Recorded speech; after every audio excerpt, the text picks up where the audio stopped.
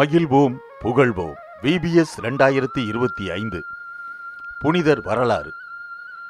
அருளாளர் Carlo Acutis. கணினி வழி நற்செய்தி அறிவிப்பு. இன்றைய உலகம் கணினியால் இயங்குகிறது என்பது யதார்த்தமான உண்மை. கால ஓட்டத்திற்கேற்ப இளைஞர் கார்லோ கணினி மற்றும் இணையதளத்துறையில் மிகவும் ஆர்வமும் திறமையும் கொண்டு விளங்கினார்.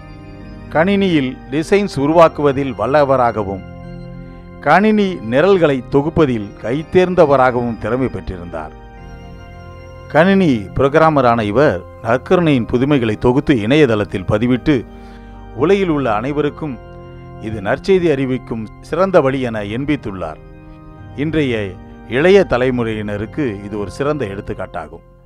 அருளாளர் கார்லோ தான் பெற்ற கல்வியையும் கணினி திறமைகளையும் மற்றும் இணையதளத்தில் வடிவமைப்பு சார்ந்த பயிற்சிகளையும் வைத்து நற்கருணை பக்தி வளர ஒரு புதிய பாதை அமைத்துள்ளார்.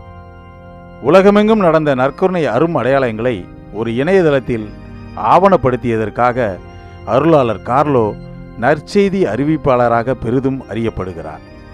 நற்செய்தி அறிவிக்க, அதுவும் இன்றைய தொழில்நுட்ப காலத்திற்கு ஏற்ப இறைவார்த்தையை வழங்கவும் அருளடையாள வாழ்வை கணினி வழி வளர்க்கவும் கார்லோ திரு அவையில் தனித்தடம் பதித்துள்ளார்.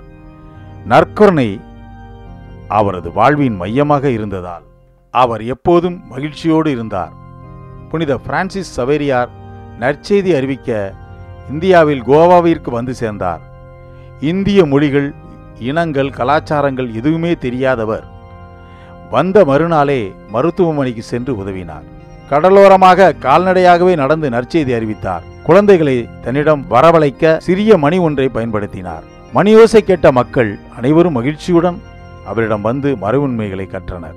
குழந்தை இயேசுவின் புனித தெரசா 4 சுவற்றுக்குள் அடைபட்ட வாழ்வில் இருந்து கொண்டே நற்செய்தி அறிவிப்பு பணி செய்து ஆன்மாக்களை மீட்டார்.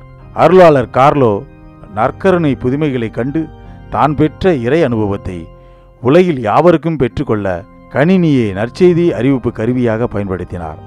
அந்த பணியினை நாமும் தொடர அழைப்பு விடுக்கிறார். இறைவேண்டல்.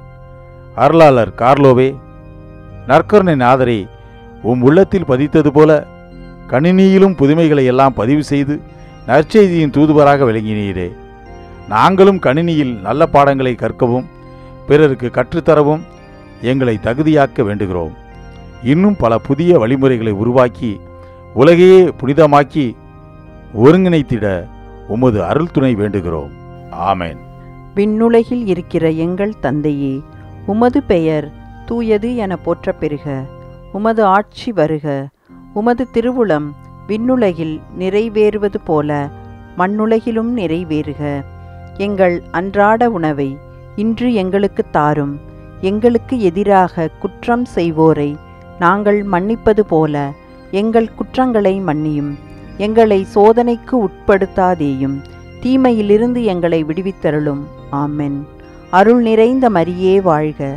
ஆண்டவர் உம்முடனே, பெண்களுள் ஆசி பெற்றவர் நீரே. உம்முடைய திருவயிற்றின் கனியாகிய இயேசுவும் ஆசி பெற்றவரே. புனித மரியே, இறைவனின் தாயே, பாவிகளாயிருக்கிற எங்களுக்காக இப்பொழுதும் எங்கள் இறப்பின் வேளையிலும் வேண்டிக்கொள்ளும்.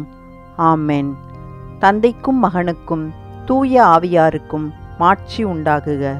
தொடக்கத்தில் இருந்தது போல இப்பொழுதும் எப்பொழுதும் என்றென்றும் இருப்பதாக. ஆமென். தந்தை, மகன், தூய ஆவியாரின் பெயராலே. ஆமென்.